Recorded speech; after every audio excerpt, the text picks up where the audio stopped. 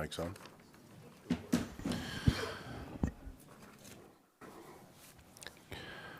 Good morning. We're here for the December 3rd County Commissioner meeting. And we have a full slate of commissioners. We have our administrator and our clerk of the board. So at this time, I'll call the meeting to order and ask everybody to please rise and join in the pledge.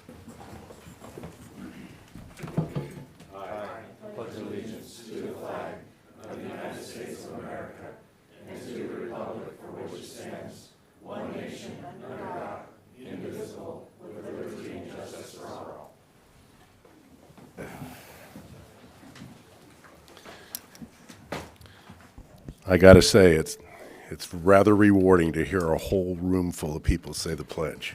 It does make you feel good. Of course. So first item on the agenda is the adoption of the current agenda. Mr. Chairman, we need to add an item to our consent agenda. It'd be item number 14 on consent. It'd be resolution 2025-366. And this item is the approval of the copier lease for the coroner's office. And with that, I would move for approval of the amended agenda. Second. There's been a motion and a second for the adoption of the current agenda with the addition of a resolution for the copier for the coroner. 14 on the consent. All in favor say aye. Aye. Aye. Takes us down to public comment. Is there anybody in the room for public comment? Oh, yes, I apologize, yes. So this morning, we would, again, Thanksgiving, we are going to ask, we're in the middle of budget talks, and with our country, the state of affairs it's in right now, we're going to ask for a prayer to be said by our pastor here. So please, everybody rise. I'm a Christian, so I pray in Jesus' name. If you're of another faith, just pray with us, and then you pray your appropriate way of finishing. All right. So, Lord Father, we just come to you on this day. We just ask that on December 3rd that you give each and every one of us wisdom and knowledge to make this budget work. We ask for grace upon them. We ask for guidance. We ask for a blessing over this holiday season as family and friends are coming in. We ask for safe travels. We ask for your guidance in all that we do. Provide guidance and blessings in Jesus' name. Amen. Amen.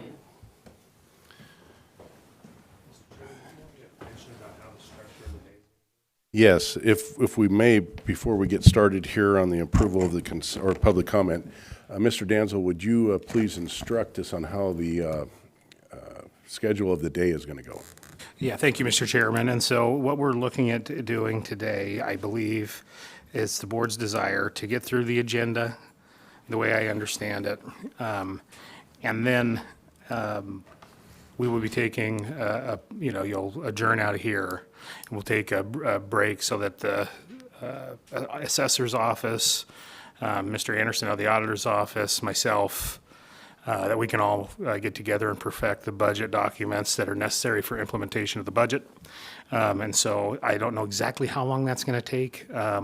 It might be a situation where we say that, we adjourn and then we come back an hour later, hour and a half later, but I'll keep the board abreast of that.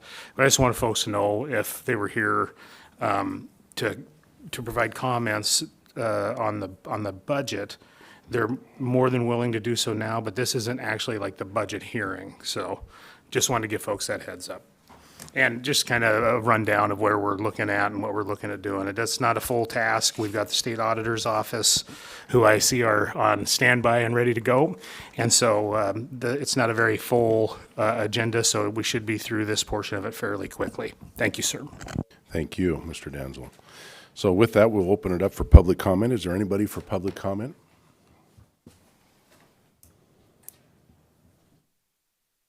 Good morning, County Commissioners. I believe the day is full, that your hands are carrying a very important aspect to the success of our county. However, it is committee week in Olympia, and I will be sending you a copy of a bill, House Bill number 2085. It is the creation of a Eastern Cascades Autonomous Zone and a Puget Sound Autonomous Zone. This will be stripping the people's rights and voice extremely and will be run by bureaucracies. And I want to draw your attention to it now to continue the momentum that you are doing today. Thank you. Thank you. Anybody else for public comment?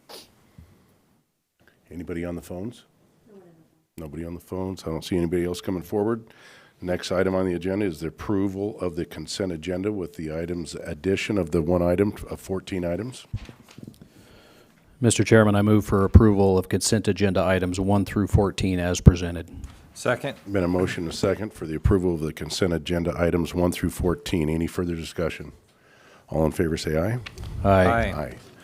Next, we have the regular business presentation, Office of the Washington State Auditor 2024 Accountability Exit Conference. So at this time, I'll turn it over to the Washington State Auditor.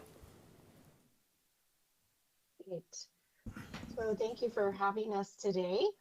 My name is Debbie O'Leary. I was the audit lead for the county's recent accountability audit. Can we get you to hold on a second? We can't hear. We'd like to turn up the volume.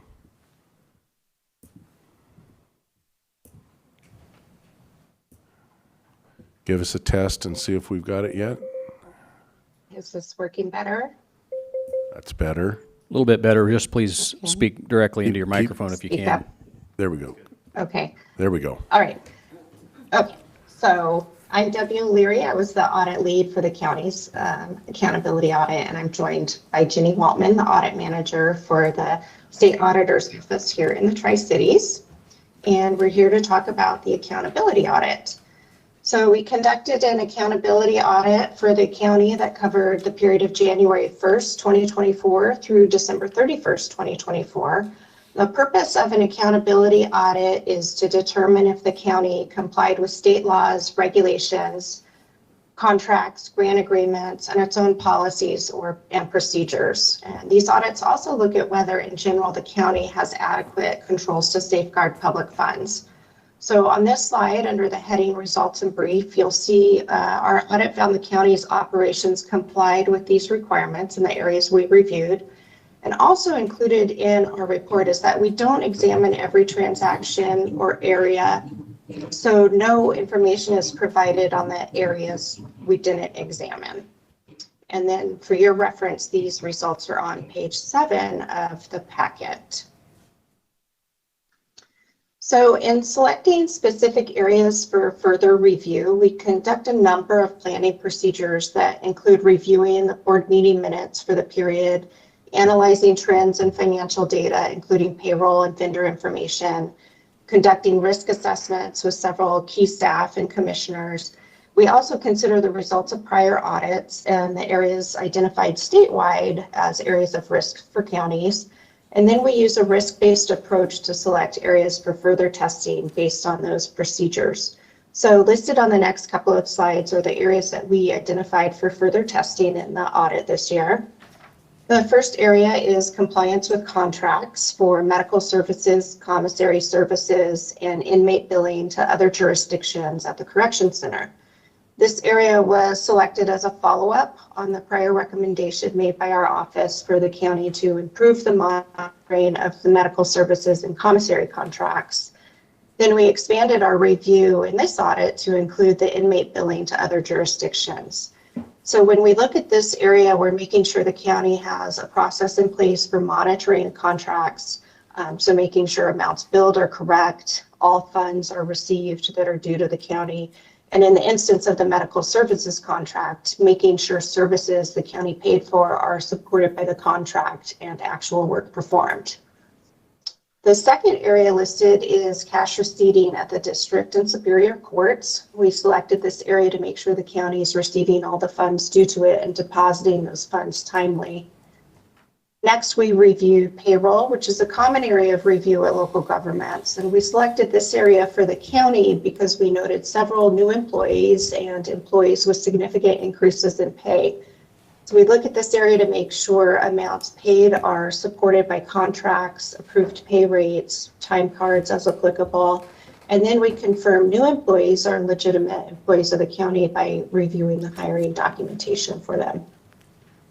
General disbursements is also a common area of review. We select this area for the county because we identified several new vendors and vendors paid significantly higher amounts than the prior year. And we look at this area to make sure the county expenditures are for business purpose and are supported by underlying support like invoices or contracts. And then we also look at vendor information like the W-9s or business registrations to make sure the businesses are legitimate.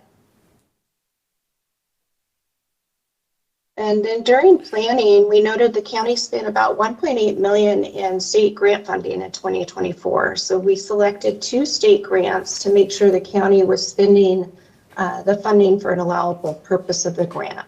And the 2 grants we reviewed were the Solid Waste Management Local Solid Waste Financial Assistance Agreement, and then the Solid Waste Community Litter Cleanup Program. And second on this slide is our review of property tax exemptions for the assessor's office. We look at this area to make sure the county has an adequate process in place for reviewing and approving exemptions to property tax. In the last 2 areas, we look at statewide. We review board meeting minutes to make sure the county has complied with requirements of meeting minutes and executive sessions, and then to ensure the compliance with the Open Public Meetings Act, and then also the financial condition. We look at financial ratios for any indications of financial distress. So during our audit, we did identify where areas where the county could improve its contract monitoring process. First, I want to point out that management letters are not included in our audit report, but they are referenced in the audit report. And while it's still a public document, it is not published on our website. It's just provided to management in this letter. And the full version of the letter is included on the packet on page 15. But as I mentioned earlier, we followed up on the county's prior finding related to contract monitoring in this audit. And during our follow-up, we found the county had increased its monitoring of the medical services contract. However, when we reviewed the contracted billings from the medical services provider for 2 months, we identified about $48,000 that was charged. That was more than the contracted amount. And we also noted the county didn't have a process for obtaining documentation such as time records from the medical services provider to support the actual hours worked. So included in the letter is our recommendation for the county to strengthen its oversight and monitoring over the jail medical services contract and to obtain documentation to ensure amounts paid are for actual hours worked. Although we did issue the management letter related to contract monitoring, I want to point out that we have included in our audit report a summary schedule of the prior audit finding related to contract monitoring.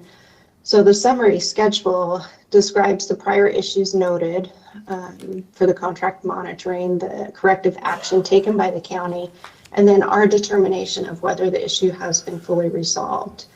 And based on our review in this recent audit, we determined the issue identified in the prior audit were materially resolved. And we determined the issue was materially resolved because in the prior audit, we noted issues with 3 contracts with pretty significant dollar amounts impacting the monitoring recommendation. And this year we identified issues with only 1 contract for a lesser dollar amount. So that's why we indicated that this issue is fully resolved. The schedule's included on page 9 and 10 of the packet. Now, just a few closing remarks. Our audit costs are in alignment with our original estimate which was provided in the engagement letter and in the entrance conference. Our next audit will be 2026, and it will cover the financial, federal, and accountability audits for 2025. And an estimate for all 3 audits is included in the packet. The county's audit report should be published on our website in about a week or 2. The county can sign up to be notified when the report is published by signing up for news and alerts on our website. There's a link on this slide, and I believe also included in the packet. And then when the report is published, county staff should receive an audit survey, and we appreciate it if the staff we worked with could complete the survey just to share what worked well during the audit, as well as any areas that we could improve. And at this point, I'd like to open it up for any questions. Questions, commissioners? Thank you, Mr. Chairman. Thank you for giving us this report today. My question surrounds the cost of these audits. The current audit that we're discussing was estimated to be at just short of $32,000, and you identified that, or indicated that this audit will come in that alignment. And then it projects the cost for the next audit, which has 3 different components, but that is at more than $122,000, and wondered if you could speak to that. So the cost for the accountability audit is the cost that we described at the entrance conference for the accountability audit. So the 32 that you're looking at. The cost for all 3 audit types is the larger amount. So that includes the financial and the federal and the accountability audit. And those should be the same cost that was provided in the engagement letter at the beginning of the financial audit this year, which then includes all 3 audit types. So that larger sum is the 3 audit types together. Did that answer your question, or should I ask Ginny to clarify further? No, I think, Debbie, you answered the question correctly. I'm just wondering why the exponential rise in cost. The consumer price index is somewhere in the 3 to 3.5% range, and this appears to rise at an exponential rate of over 30%. And the last audit was similar. I think it was at roughly 38% increased in cost, and wondered if we could have an explanation. I recognize this is a requirement, but wondered. We are, like all counties, watching our budgets very carefully right now. We're actually in budget hearings this week, and that percentage of an increase in expense, wondered if we could have an explanation of that.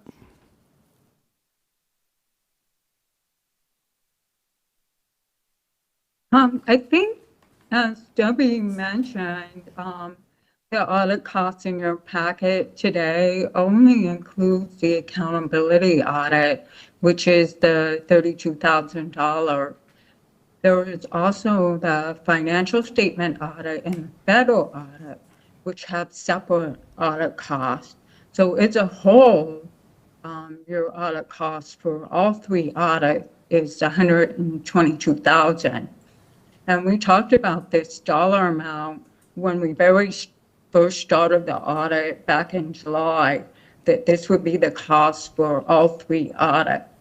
For this specific meeting, we're just showing with you the audit cost specifically for the accountability audit.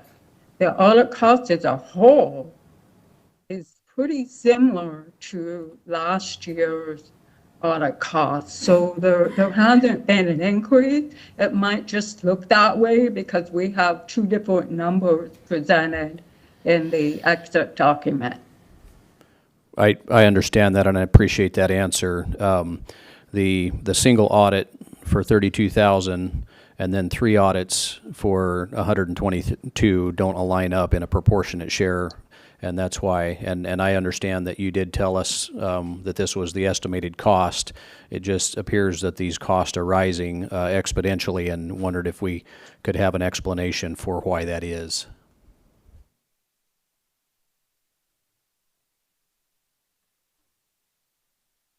I'm not clear where the numbers are coming from that demonstrates that our audit cost have increased significantly. I'm gonna get my calculator out here and I'll explain myself a little bit more thoroughly.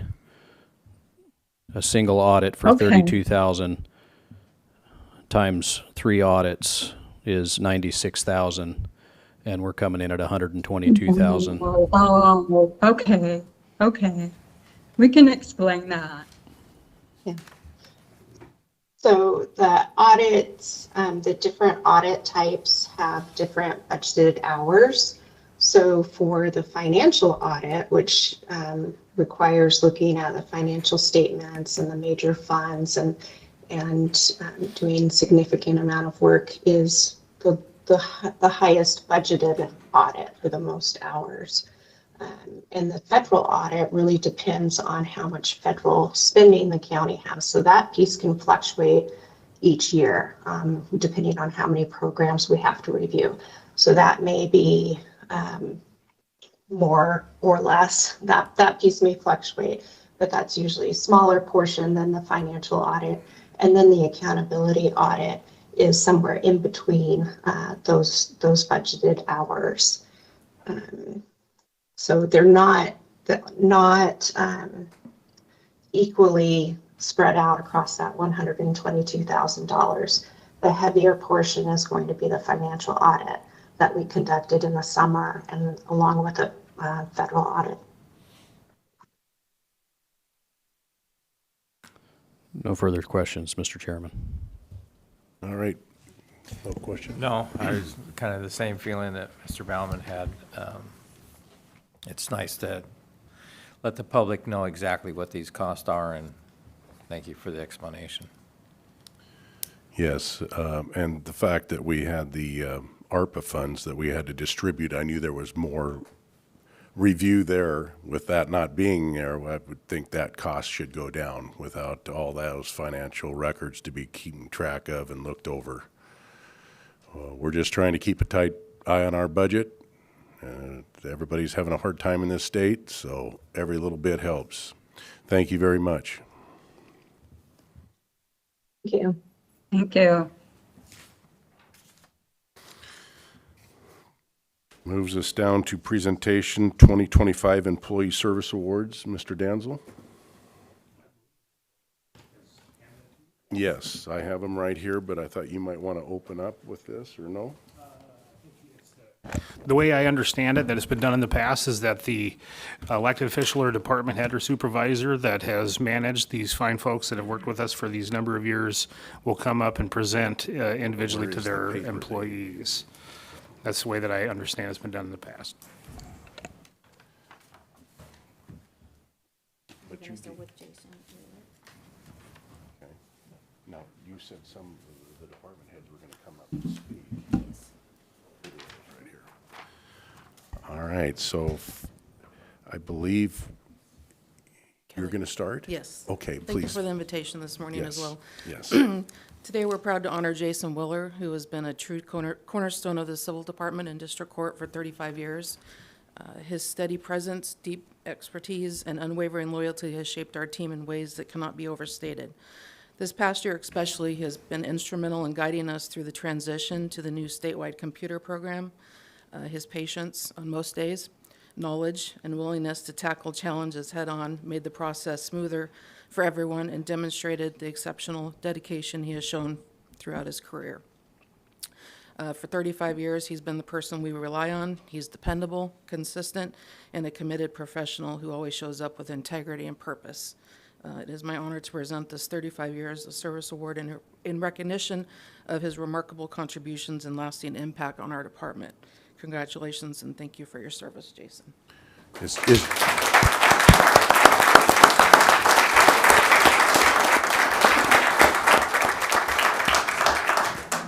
like to say thank you, Jason, for your 35 years, and thank you, Mrs. Fields. Real quick. Oh, gotcha. Very good, thank you.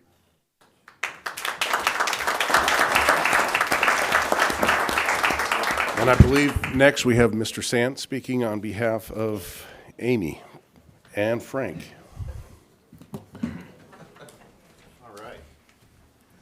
Not quite as many years as Jason, but it definitely is a pleasure to be able to recognize a couple great employees that have been in our office for some time. First, I'd like to take a chance to talk with Amy. Amy comes to our office from having worked many years in the clerk's office. She was in our child support division, now basically our lead support in our juvenile division.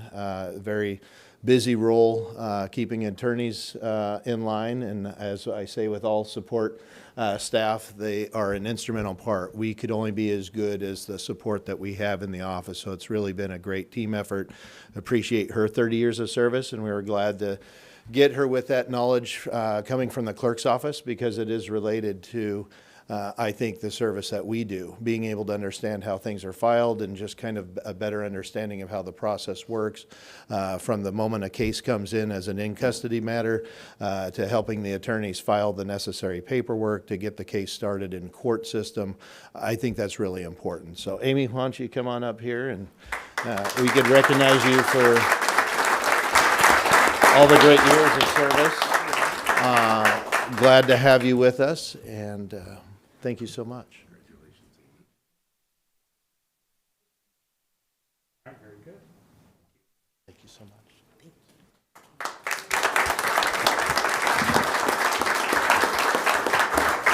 And our next one is Frank Jenny.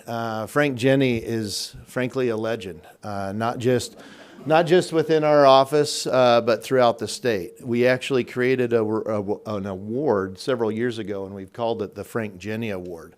It's basically an acknowledgement for those that have done excellent service as an attorney, because Frank, I'd go to WAPA meetings and we talk about that. Many people from other counties would hear about Frank's working on appellate issues. He was chair or involved with the appellate committee, contributed a lot there. Many times people read only about the cases that we go to trial. Every case that goes to trial and we get a conviction will always have an appeal. And that appeal process is extremely important, because having a good appellate attorney being able to address the issues that are challenged after the case and after the trial is over, it's just as important as the trial attorneys prosecuting the case. So Frank has been involved in that, not only as an appellate attorney, but as an experienced trial attorney. And I had the opportunity to be involved with Frank's last trial that he did. We had a trial that went on for about 5.5 weeks earlier this year in January. It was a homicide case. It didn't go our way, but it looks like we'll get a second chance at prosecuting these two individuals that decided to not take advantage of the lessons learned from that, and they apparently reoffended. Imagine that. It happens. But anyway, it was a great opportunity. And for those of you that don't know Frank, he's kind of a little bit more quiet, soft-spoken. And, you know, as prosecutor on the case with him, as co-counsel, I know the case in and out. I know what's coming. He's doing the opening, and he's kind of laying out the facts that the jury will anticipate seeing. And Frank's talking in this nice, kind of quiet voice, and I know he's going to be talking about, you know, this case involves shooting. We had 51 shots over on Pimlico Drive, and so we've got multiple people shooting. And so Frank's just kind of laying out this nice, calm manner, explaining to the jury what's coming. And then all of a sudden you hear, and then all of a sudden you see one of these individuals, bang, bang. And it was like, whoa, it even took me for surprise, because his whole presentation, and I think the jury was even startled as he's doing this presentation. But anyway, that's just kind of the demeanor and well-rounded attorney that Frank has been. I mean, even prior to coming to Franklin County 30 years ago, he's had experience being a defense attorney, prosecutor in other jurisdictions, just a very well-rounded individual. And one of the jokes I gotta say, even though a lot of people might not appreciate that, we use for legal research, we use Westlaw. And Westlaw is basically, it's a database of a bunch of legal books essentially that have been consolidated into an online database that we get better as attorneys knowing how to research key terms. I was a deputy prosecutor in the office in 2004, and I was told I had a legal issue, and I was told, hey, go to Frank, ask him. So I go to Frank, I go into his office, and he's like, let me think about that. He walks out of the office and goes down our wall in our office, and we've got a bunch of the law books. And he basically pulls a law book off the shelf and says, I think this case will tell you what you need to, and I'm going, okay, am I being set up? Is this, am I being punked, you know, like old show we used to see? But that's what kind of a resource Frank has been to our office, is because he's been not just a great, phenomenal trial attorney, an appellate attorney being able to defend many challenging cases, I just can't say enough about what an extreme loss it is. Frank has even come back. He's basically been on vacation because he's been so busy he hasn't taken vacation, so he's on his vacation as he's going into retirement. And he basically came out of retirement to help us out on a pretty critical appellate case. So Frank, please come on up here and be recognized.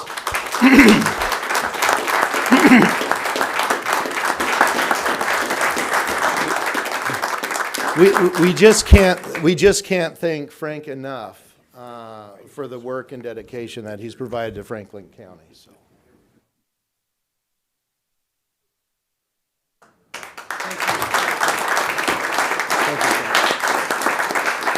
So thank you, Commissioners, for giving us this opportunity to recognize some outstanding employees, not just with our office, but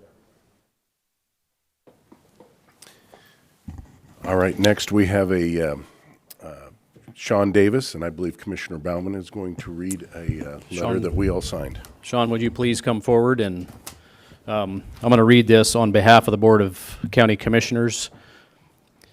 Dear Director Davis, the Franklin County Board of Commissioners issues this certificate of appreciation to express our profound appreciation for your many years of dedicated, steadfast, and unwavering service as the Director of Franklin County Emergency Management. This commendation is placed permanently in your personal file. Your work in preparing our county for and successfully managing numerous critical incidents ranging from severe weather events and infrastructure emergencies to coordinated public health responses has been nothing short of incredible. Your foresight, operational expertise, and calm leadership have ensured the safety and well-being of Franklin County residents time and again. Throughout your tenure, you have demonstrated a level of commitment and professional excellence that serves as a model for public servants across the region. The organizational structure, training programs, and interagency relationships you have built provide a resilient framework that is invaluable to this county. We want to unequivocally reinforce the Franklin County Commissioners' full support of you and the vital mission of the Emergency Management Department. We deeply value your expertise and the long hours you dedicate to protecting our community. Thank you, Director Davis, for your enduring legacy of hard work, integrity, and exceptional leadership. Sincerely and with the deepest respect, the Franklin County Board of Commissioners.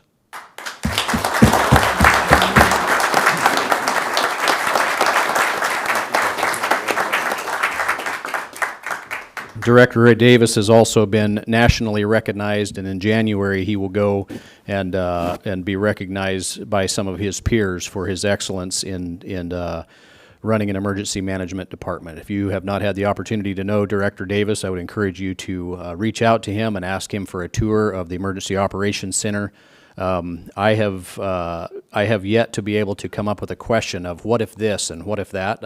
I haven't been able to find a question that he doesn't have a ready and a proper answer for. So if you don't know Sean Davis, I would encourage you to go get a tour of the Emergency Operations Center and see how he operates. Thank you, Sean.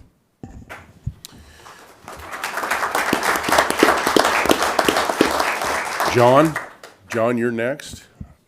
Recognizing Amy Garcia, 25 years.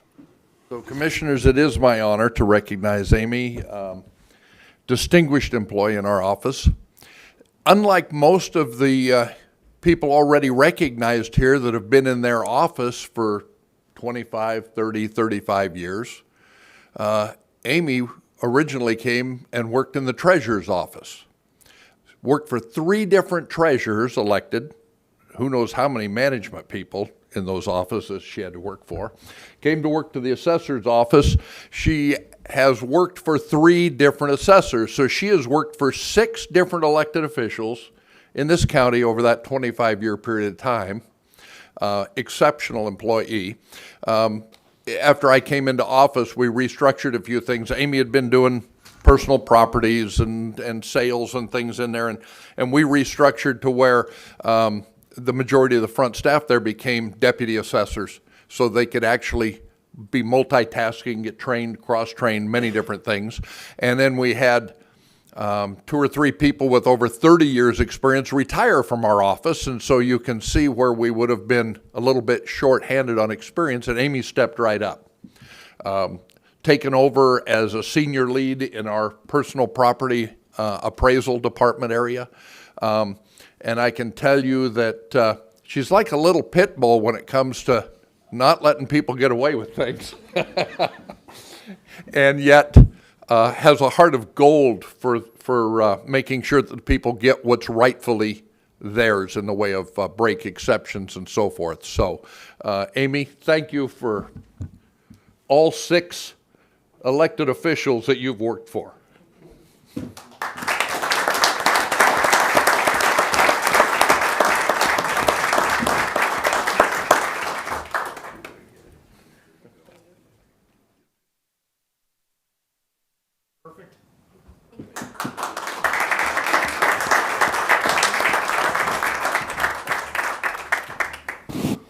And next, we have Mr. Jones. Yes, coming forward. Jeremy, please.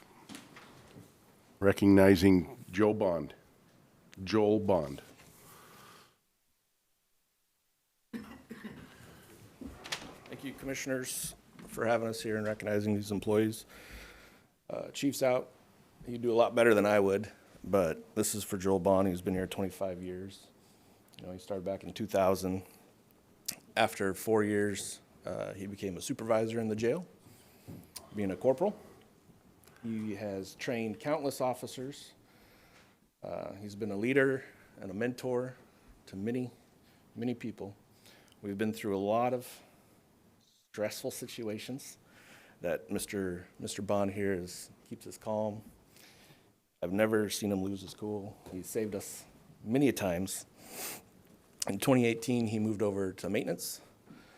And the things he does just kind of, you know, I'll be walking by and he'll be knee deep in water and fixing something, and it just surprises me that he just, you know, he just knows it. And he helped us really clean up the jail. It looks really good. It smells really good now. That is an issue in the jail. And then this year, too, he became certified in institutional locks, and he had to go travel for that. So that saves the county a lot of money. And the most I can say is thank you. Thank you.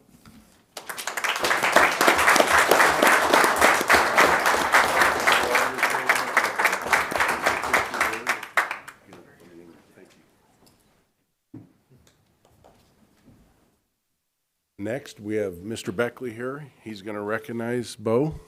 There we go. Bo's going to recognize two individuals here. Good morning. Yes, today I have the honor and the privilege to recognize both Shanna Calderon and Mark Van Den Dickenberg with Information Services for over 20 years.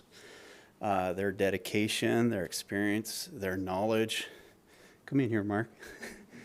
Their commitments to both the citizens of Franklin County and the employees of Franklin County, I cannot minimize. They have been exceptional to the county for 20 years. So thank you, Mark. I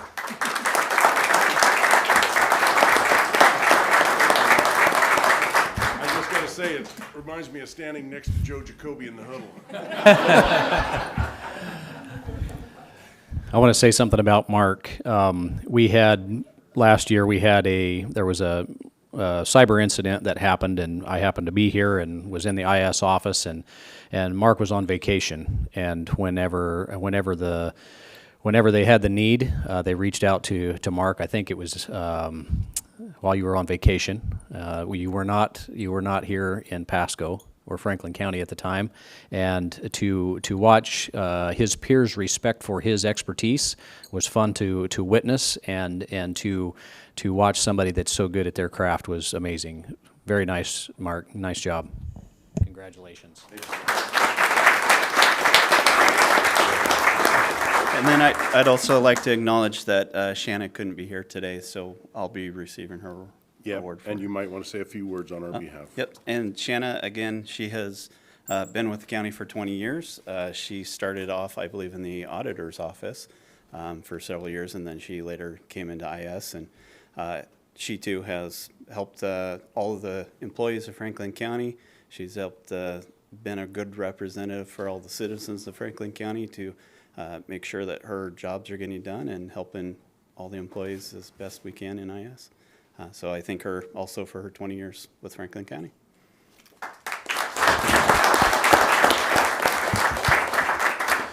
All right, we have more to recognize here. Mr. Harris, would you please come forward for 15 years? Mr. Harris is the guy that runs the department of keeping the roadways all sprayed down and weed-free, and I appreciate all of his work. He comes to us every year with a budget that is ironclad tight. I love that in budgets, so thank you, Mr. Harris.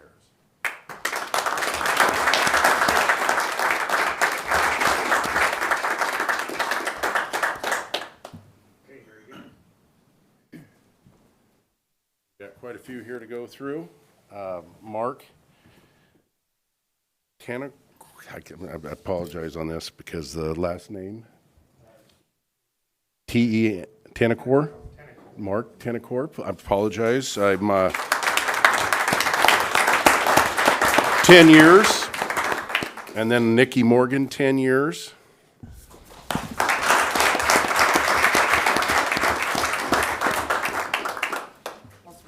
Here's Nikki. Mark, here you go, sir. There's a lot up there. We're just trying to go through. I apologize on the pronunciation of your name. I'm used to it. Well, thank you. Thank you for all your service. Nikki, thank you. Nikki Morgan.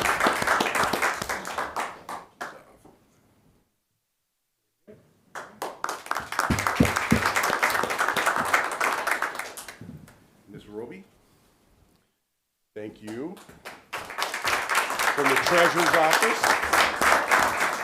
Let's get a picture. And then we got more, don't we? Going down the list here. Mark Cope, in recognition of 15 years. Is Mark here? Okay, we'll get that to Mark. And then we have Stephen Blackwell, 15 years, appreciation. Okay. Greg Snyder, Public Works. We might mention there 10 years for Mr. Snyder. Michael Schwabach, 10 years. Schwabach. And Andrew Gardner, 10 years. Okay, we'll get these to them. Please recognize them.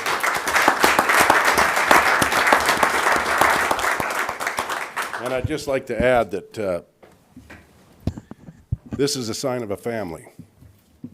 We stick around together, keep Franklin County strong, keep our balanced budget, keep the taxpayers happy. They're our bosses. Any other commissioners like to say any words about just want to say thank you for all your service to our county and all the hard work you do for us. Yes, And thank you. And the ones that are retiring, we'll miss you. I see some of these years as 20 and 30 years. I'm like, well, they must have started when they were like 12. So, what a great group of people, and we appreciate all your hard work and your service to Franklin County. Mr. Baumann, anything?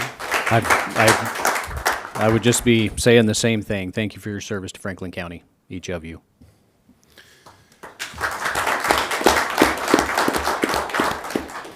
All right, we'll move down. The next item on the agenda is the Resolution 2025-363, Planning and Economic Development Rural Lot Access Deviation Approval. I believe that is Wes McCart. Mr. Danzel. Good morning. Good morning. It's nice to know I clear a room so quick. I think that's a record. Planning and building, it just makes them leave. Commissioners, what you have in front of you today is a request for approval. I've got a short 3-lot subdivision that is going to be accessed off of our private easement, and per code 1612-040B, it requires your approval. I believe the reason that this is in our code currently is because of making sure that you're aware of restricted access through a private easement. Usually you have requirements for safety and fire, life, and safety, and this will meet all those requirements, but it does need your approval. So if you have any questions, I'm happy to address them. Questions, commissioners? No questions. Appreciate the information in the packet. I believe this sounds quasi judicial, so I think we may need to go through that narrative. Does any member of the board has any member of the board had ex parte communications regarding this proposal? No. I have not. Does any member of the board have any personal financial interest in this project? No. Do not. Okay. And are there any members of the audience who would like to ask that a member of the board recuse themselves from hearing this project proposal. Okay. So please note for the record that this is not a final approval. This is just approving that aspect of the short plat, and short plats are an administrative task. When we get the rest of the approvals, providing we get this approval, if we don't get this approval, they'll have to redo their short plat, but it'll be through our office, and that the final approval will come. Okay, if there's no other discussion, I'll entertain a motion. Mr. Chairman, I move for approval of Resolution 2025-363 as presented. Second? Been a motion and a second for Resolution 2025-363, Planning and Economic Development Rural Lot Access Deviation Approval. Is there any further discussion? All in favor, say aye. Aye. Thank you. Thank you. Lord. Down to Commissioner Administrator updates. Mr. Dansel. Yeah, thank you, Mr. Chairman. Just getting a message in right now. I think you guys know what I've been up to. We've been working on the budget. I've also worked on the RFP for fuel bids. I discussed with Sean Davis being able to get the county safety plan before the end of the year. I think that's incredibly important to have that on the books. I worked on a couple of different issues with Larry Ziegler when it regards to OPD. One thing that I wanted to remind the board of is that we are getting to the time of year that you will want to look at, and there's been conversations that have been had before during our meetings even, that we're going to look at, should look at board assignments, committee assignments. If you gentlemen would like to, I always called it the great horse trading that goes on if you want off of one committee and on another committee and so on and so forth.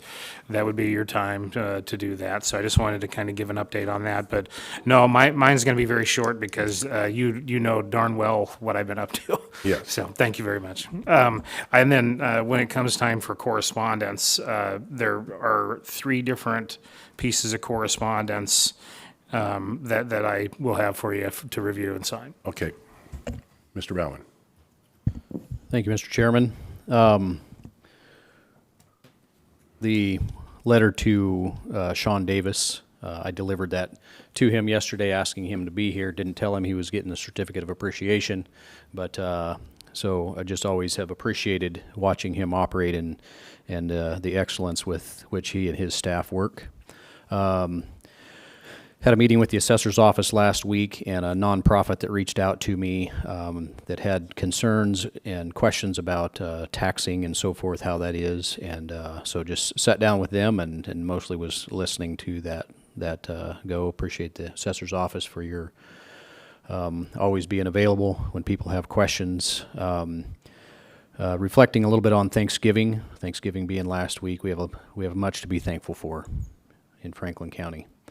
Just there's many that are not so favorably situated as we are, and so I'm very thankful for what we have. Budget hearings, a lot of work surrounding that, from the conversations before and after the hearings to the conversations in the hearing and the study and the research that needs to be done for that. A lot of time spent there. And then a couple of different things about the accidents and the dangerous stretches that we have around here. A couple of different things to share about that. I've had conversations with legislators. One of our legislators in the 16th Legislative District, Representative Mark Clicker, reached out to me, had numerous conversations with him, including this morning. So we have conversed about this at length, and one of it's not a fix, but it's a proposal that Representative Clicker and I have talked about, and that he has begun drafting legislation to potentially have that stretch of highway identified as an accident zone, and where that the traffic fines could double in that stretch of highway, and has asked for our support in that process. I have given him my support on that, would ask that you commissioners also support that. Through that conversation, we've been working on setting up I guess you would say, an emergency stakeholder meeting about that conversation and some of the surrounding components of it. And so right now we're working on having that conversation and meeting next Wednesday at 10 a.m. at the HAPO Center. And there's still a lot of work to be done to set that up. I have talked with the HAPO Center, and one of those meeting rooms is available, and so we'll work on that and communicate that information through our administrator. And this morning, about 20 minutes before this meeting started, I got a phone call from a lady. Her name is Madeline, and she identified herself as somebody that was a survivor of one of the fatality accidents, one of the double fatalities that happened out there at that intersection. And she didn't know about the conversations that we have been having, with the exception of the reason she reached out. She's seen that a news story yesterday, I believe it was, that said that the Franklin County leaders were working on this and going to see if we could find a solution to it. So I spoke with her at length, the impact that this has had to her family, and being this is a road that their family travels daily. And so a lot of work and conversation to happen further on this, but right now working on having a meeting next Wednesday at 10 at HAPO, and with stakeholders, legislators, and we'll probably coordinate with our administrator to have some of our experts there. And so with that, Mr. Chairman, I'll leave that as my report. Commissioner Nolan? Thank you. Just the budget workshops or meetings and meetings with Mr. Danzel, but numerous phone calls, conversations about 395 North. And, you know, it's been a dangerous stretch of highway for years, and I just believe that it's been pushed down the road for too long. Something needs to be addressed there. We travel that road continuously, and even though you see all the accidents, that doesn't even come close to how many close calls are out there on a daily basis. It's an extremely dangerous stretch of highway, and it needs to be addressed. So hopefully we can come up with some solutions. Ultimately, traffic will eventually need to be diverted around and across the river, but just in utmost importance, and I believe that we should make that one of our top priorities this year to see if we can't get solutions done. So, thank you. If I could offer just a brief comment Yes, on that. Mr. Chair, Briggs. thank you for that. So I think part of the issue here could be that on the back end, we're not prosecuting the infractions due to our budget cuts. We don't have a prosecutor on that docket. Mr. Chairman, I'm going to ask that this be ruled out of order and that we continue on with our board reports. Okay, that's fine. Yeah. Okay. So my report is basically the same as the other commissioners, budget meetings, phone calls on 395 because of the article. Just had a text this morning from an individual who lives right next to me that stated that she was in a double accident out there. There was 2 fatalities. Her and her husband survived. But they want to weigh in and help get this thing fixed too. I think we're on a federal highway. We're dealing with a federal highway. Our hands are tied. This has to be done within the federal government, and so we need to put the pressure on them. We also have 17 that's a state highway. Again, dangerous. Farm equipment up and down that road. It's 1 lane both ways.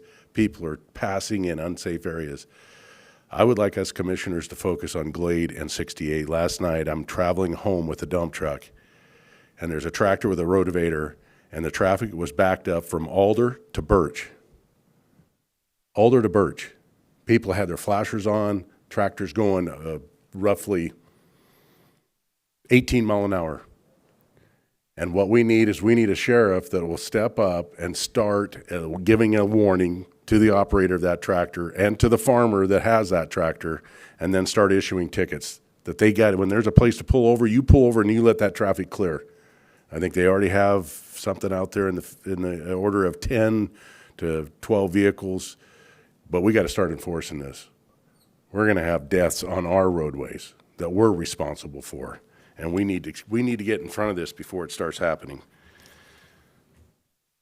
Second thing is I had a neighbor call me on garbage that's being dropped off on properties out there in Glade Road, and I talked to another neighbor this morning. Tires are being dropped off. There was a vehicle that was dropped off, a small vehicle. It's called a mule. It's made by Kawasaki. Dropped off on the neighbors. Then it's their responsibility to get rid of it. We're seeing more increasingly people are just coming out, and not just garbage as in tires or vehicles, but animals. Every animal that we've had, my wife and I, has been animals that have been dropped off, and we adopt them. One of them was a pit bull, female, with a bullet through its back. Lucky it didn't hit the spine. That is horrible. If you've got a pet and you're dropping it off, I think there should be a crime against that, myself. Horrible. Then I got a call from another neighbor, very upset because he got our assessor is here in the room, or he got a letter from you, John, and it was for him to file what's the taxation? He got you want to come forward? Base. No, it was on open space, but an F form. He had to turn in his F form, and he has 3 parcels that he bought. Yeah, he misunderstood. He came into our office. It was resolved in a matter of a minute or two. The F form is not needed. Okay. We are required by the state, as in the state audits that you just got to report Yep. on exemptions, we're required to do audits. This year, one of the audits is on exempt ag properties of 5 acres or less, under 5 acres. Right. So the big thing is we have to have something every so often from the individual owners to make sure they still qualify, so that we're not giving that exemption to people and shifting the tax to people that shouldn't be getting it. So that literally was, in fact, he left kind of happy. There was a misunderstanding on what he thought he had to provide. The fact that he had a whole bunch of other property, he just simply needed to provide that, yeah, it's connected with these others. One of the issues is, just so I can clarify and people can hear this, and it will help the commissioners as well. If somebody has, maybe in their own personal name, less than 5 acres and they have it listed as an exemption under ag, but it's connected to other properties, but those properties are in a corporation name. I understand. Technically, that's a separate individual. That the corporation is separate entity from the individual, and then the individual's property would be looked at all by itself separate. We in our office don't do that.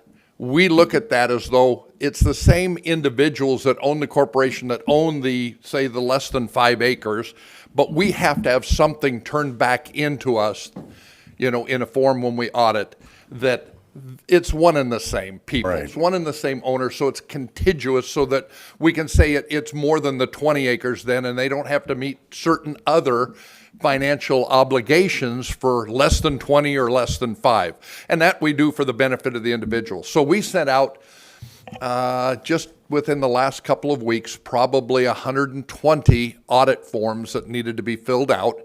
We're getting phone calls on those. Please, people, call if you have a question on it, because most people are misinterpreting, even though the form covers everything. It's really a pretty simple form. It took less than 30 seconds once that individual knew what we needed to put it down, and we put it in our system. It was real simple. It'd be more convenient if they could do it by the phone, so I would suggest they call. Some of that we have to have a written record of, especially if there is a resident on the property. There's some other requirements. Well, so call our office. The thing that got him the most was it had to be done by January 1, and we've got farmers trying to put together their paperwork to even get an operating loan right now. Things are upside down out there. Yep. And he put it pretty blatantly. He says, boy, nothing like putting a little bit of anxiety in you. You got to have this all put together by January 1. Well, yeah, and they misunderstood what we he misinterpreted what he thought he had to file and or provide us. We're It going literally into was the a Christmas 30-second season, thing. and people are traveling, and now you're going to have So something if- in by January 1. Correct, and if they don't, then we have to send by state regulations a certified letter giving them X number of days to comply to that, or we have to remove that property from a current use exemption, and we don't want to do that. And what happened So- in this case was he bought this farm. This was already subdivided. It's already attached to 20 acres of the farm, or they can't subdivide it 1.5 or 5 acres off unless you have 20 acres that you can match up Correct, with it. but we don't set the zoning. No, We I know just that. simply I needed know that that. I'm form just saying it's connected to this parcel. I'm just explaining how this all happened. Right. So people, please don't get upset. Call us. Please Call call. us. Yes. Call our office. It's much simpler to get it straightened out, and we're required, i.e., we passed that audit this year, and we're required to do things to be able to pass those audits. We don't want to ding. So John, Okay. yeah, this is what I'm hearing from my constituents, and I'm Understand. passing it on. Hopefully, we can get some people to call in instead of traveling all the way in And they here. are, some of them are calling. Okay, good. Some are filling out the form and just sending it in, which, on simple parts of it. Thank you, sir. All right. Okay, and the last thing I got to report on is I'd like to ask Mr. Bauman and Mr. Danzel to please attend the next CCOM meeting about these emergency radios, because it was as simple as Googling this whole aspect of Starlink. Can you get the apparatus today, Starlink for emergency services? And Sky Mira, how state and local agencies can finally afford ROIP with Starlink. And it goes through this article and says, yes, it's available right now. People are already using it. And it's taken it from $10,000s of dollars down to hundreds of dollars. And we're getting ready to spend $7 million for these emergency radios. They're going to be outdated before we even get them up and running. And I say we cut our losses now and get looking at this right here, Starlink. I What's sent it this to called? Mr. Danzel. I've asked him to share it with the other commissioners. Please attend the meeting and say, listen, guys, I think we're going to look like we got big egg on our face if we don't look at this seriously and got to get out of this Motorola thing right now, because I think we're going to be spending a lot of money. Mr. Danzel. And, Mr. Chairman, I, out of caution that we didn't trip a Open Public Meeting Act or a Serial Public Meeting Act, I have not shared that. Oh, you didn't share it? I have not shared that with any of the other commissioners. My belief is that you were going to bring it up today, and I can now after you've talked about it, but I didn't want to have a serial public meeting situation arise. Thank you, sir. And that's the end of my report. So now we go down to correspondence.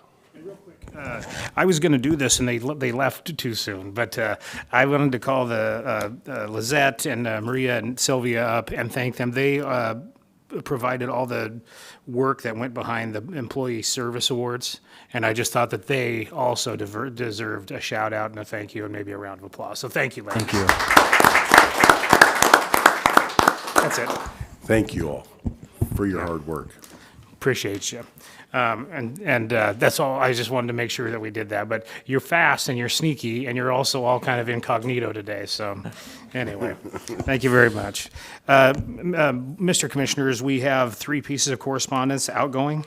The first is a letter to the Superior Court judges notifying them of our intent to execute an interlocal agreement with Martin Hall for the purpose of housing our juvenile offenders at Martin Hall. The next letter is a letter to our risk pool. And this letter is a letter that serves as the required formal 12 months notice of our intent to withdraw from the risk pool effective December 3rd, 2026. We have to give a year's notice even if we're just going to shop around. And so that's what we're doing here. We're giving a year's notice. This is in here, and I don't know, Mr. Chairman, would you like me to read a portion of this? Absolutely. I think this will probably, it'll be obvious to the eye why.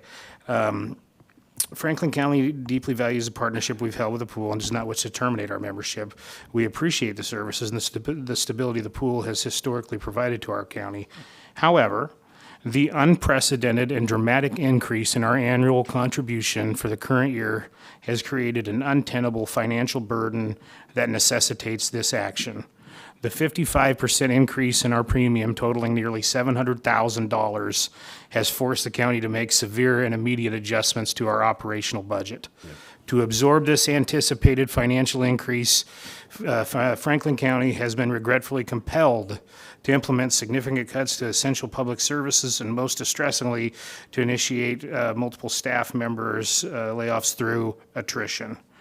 And these are roles in mission-critical positions. The outcome directly compromises our ability to effectively serve the citizens of Franklin County. While we remain hopeful for a future resolution that might allow us to continue our partnership, our fiduciary responsibility to the county requires us to explore all available alternatives to manage this extreme cost increase. We understand and acknowledge the terms of the pool's withdrawal procedures and are prepared to comply with all requirements during this one-year notice period. We are committed to a professional and orderly transition. Please acknowledge receipt of this formal notice and provide any necessary documentation or next steps required from the county regarding this withdrawal process.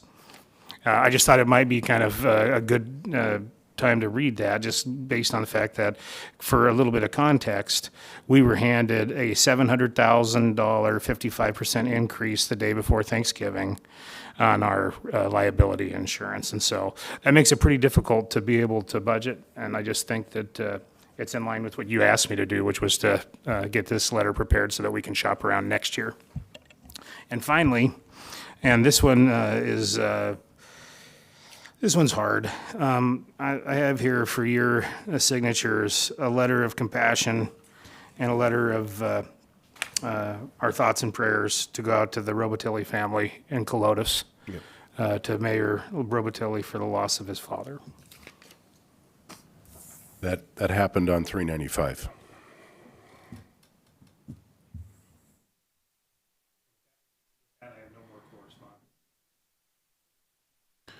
Well, Mr. Danzel, I want to thank you, and I want to thank you for this right here with our risk pool, because as we have spoken about, ours went up 55, but Okanagan's went up 87. It's across the board. They're going up. I think they're seeing the light. They're losing money on this thing, and they got to raise their rates, but there are other options that we've already spoken about. And in comparison, their options, this is what we're going to shop around to, is they only went up 3.5%. So there are other options, and we're going to be looking at that. As a Franklin County Commissioners, we're looking at trying to keep a tight budget, but we're also keeping our expenses down. So that's why we're looking into risk pool and other options. So with that, we'll move down to public comment. Is there anybody for public comment?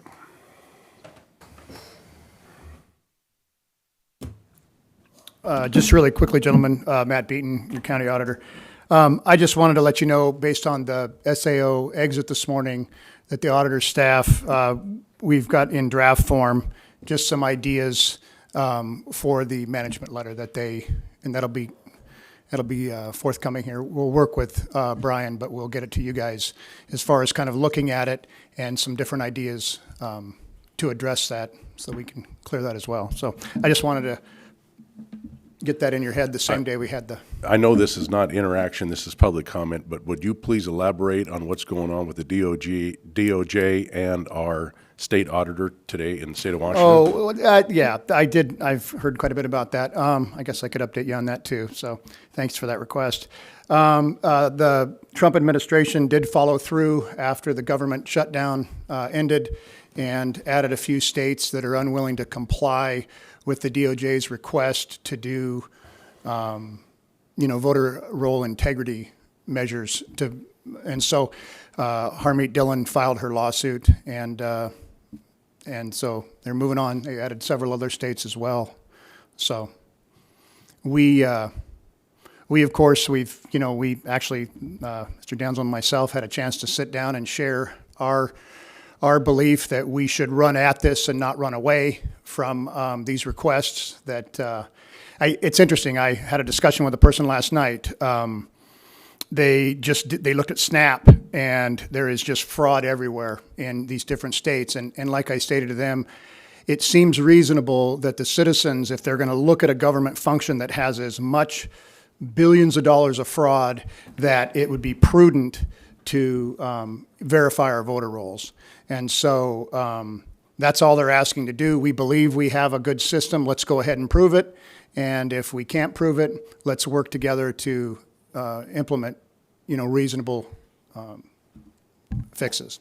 So anyway, Thank you. that's on its way. So, but I want to let you know on the other part, we do have a draft on how to address the SAO management letter. So Thank you. Be in your inbox. Thanks, guys. Anybody else for public comment?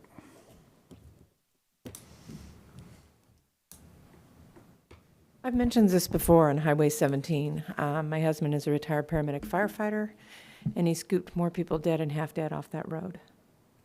That is a paramount, and we should put pressure on the highway and the transportation department. You mentioned we have big wigs coming in the spring. I wish Mr. Duffy would come. We have serious transportation issues. I think they're involved with a lot of this fraud. We have done our DOJ due diligence and election integrity, and we have found buses coming from Colorado and California to the central part of our state. They're taken in a back room. They're given everything under the sun, and some of them go from one DSHS to another, and they double, triple dip. Gentlemen, that's not an immigration issue. That is a constitutionally defined invasion. President Trump addressed the other countries in Scotland. I just heard his quote again this morning on the way in. That's an invasion. The state is responsible for repelling the invasion. Our state says, oh, it's the citizen's responsibility to respond to the invasion and declare that they're not a citizen. That's not true. And the reason I'm so concerned about this autonomous zone is that the power is in the counties. The counties form this state. The counties are to tell the legislature what to do. And we've lost control inside of that. I've heard many people say, well, we're an extension of the state. No, we're not. They're an extension of us. And so again, I renew my urgent request for the presentation on why counties matter most and this particular issue of invasion. Because if you go with the autonomous zone, and there's several Republicans on this and one Libertarian that's pushing it the most, I will be going head to head with them tomorrow in Deer Park. This is not a solution. You will lose your voice. It's literally saying improperly the application that our founders gave us. The legislature further recognizes the Declaration of Independence validates that when a government fails to represent the people. Have you failed to represent the people? That's what they're saying. It is the right of the people. I'm not asking for this. I don't know anybody that's asking for this, to alter or to abolish it and institute new government. Have you ever seen an autonomous zone work anywhere else except a communist country? Or in Seattle when people were killed and drugs and all kinds of mayhem? No one was held accountable to the 14th Amendment, Section 3, that says you will be removed from office. This is not a court issue. The Constitution is a restraining power of what they can and cannot do. For example, the minimum wage is not in our Washington State Constitution. They don't have a right to stipulate it. Judges do not have a right to stipulate the cost of our defense funds. These are all violations of the Constitution. I will say it again. If you stand by the Constitution, gentlemen, and other counties are already involved in putting this forward, it will stand by you. Thank you. Anybody else for public comment?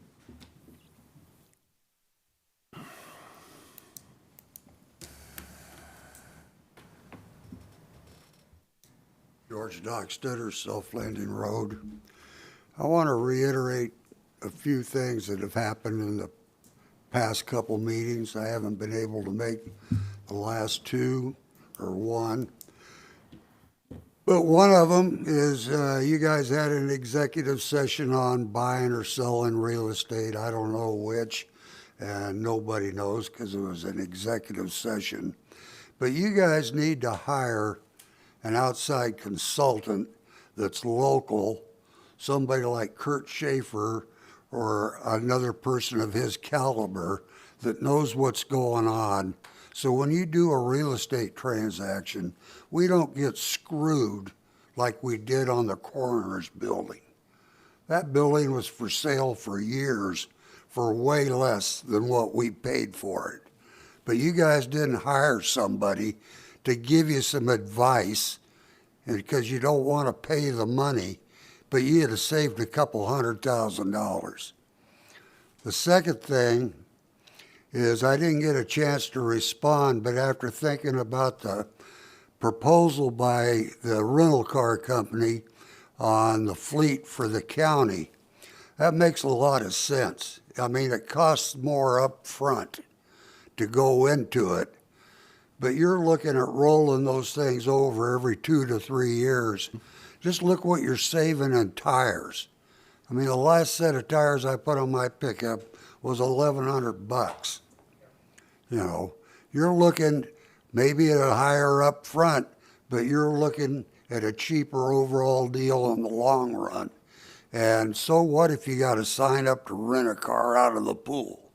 These cars aren't used that much. All you got to do is look out in that lot and see all of them that are parked. And the third thing is you're talking about turnouts on Glade and Self Landing, or 68. It should be on both of them, and the county ought to look at least putting one every couple miles and making it mandatory for farm equipment to pull off and let traffic by, and if not, start finding the farmers, and they'll make sure these drivers pull over and let traffic by, because it's a bitch when you're behind some rig that's 14 foot wide going down the road and you can't see. And then the other thing I want to bring up, in all my travels around the country, which I think I've seen most of it by car or pickup, we're the only state that doesn't have a lot of bypass highways. You can go to towns in Kansas, Nebraska, Texas, 150,000 people, they'll have a loop around the town. We need to seriously talk to the Council of Local Governments and get them interested and start talking about a bypass that'll loop all the way around. Thank you for your time. Thank you, Mr. Dockstetter. Is there anybody else for public comment? Is there any need for executive session? There is a need for at least a brief executive session, and then I was going to mention also, there was a request for, and we need to have a closed session at the end, the finale, at the end of the meeting here. But for the executive session, I was thinking that it was, first of all, it's going to be under potential litigation, if I'm hearing things correctly. And Jeff, did you want to, maybe 10 minutes? 10 minutes, 4230, 110, 1I. Okay. And, yeah, go ahead. Before we excuse ourselves to executive session, we've heard public comment. Is there any comments from the commissioners on what was said? I do appreciate several of the points that Mr. Dockstetter made, and think that 2026 would be a good, we're working on a strategic plan. I think a priority on that strategic plan is some of this. A couple of different thoughts on that, on these turnouts, and his idea and recommendation that there be, you know, a requirement that they pull over. I believe that we have some of that already in place. I believe that it's already a requirement that if you have a certain number of vehicles that you're holding up traffic, that you're required. But I think that we need to kind of have a comprehensive look at that, of what the tools are that we already have but maybe are not using, and make that a 2026 a traffic safety emphasis in Franklin County priority. Commissioner Mullin? Well, I agree. We most definitely need a bypass highway around the Tri-Cities to divert a lot of the traffic that comes through here. I believe there's a lot of hazardous material that gets traveled right through the Tri-Cities that if people were aware of, they would be even more enthusiastic about a bypass. And I agree with that, because as a member of the Ben Franklin Council of Governments, I've already brought this up. Horn Rapids over to Self Landing would be a perfect crossing for the river. It would also help more the traffic getting over to Hanford. But Benton County already has their bypass in. All we got to do is do ours. It goes around the outside of their city. We just got to complete it on our side of the river. And that's something that I'm pushing for. So also, I'd like to report there was a pickup stolen last night in Basin City. Make sure you lock up your pickups, even if they're in your yard, because the thefts are increasing. As the economy goes south, we'll see more and more crime. So with that, Mr. Danzel, I think we'll move into executive session for 10 minutes. We'll go in at 10:21, we'll come out at 10:31.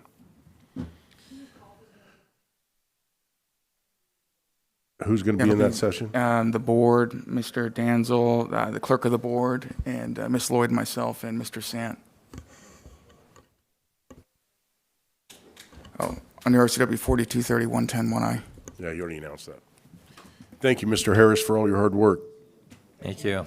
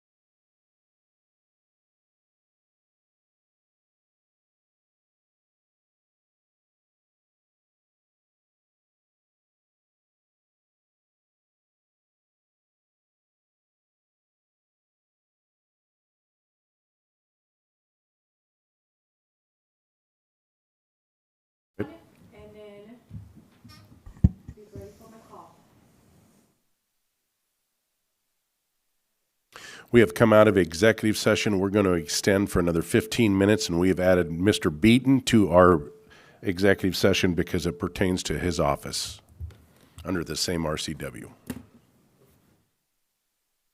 We'll go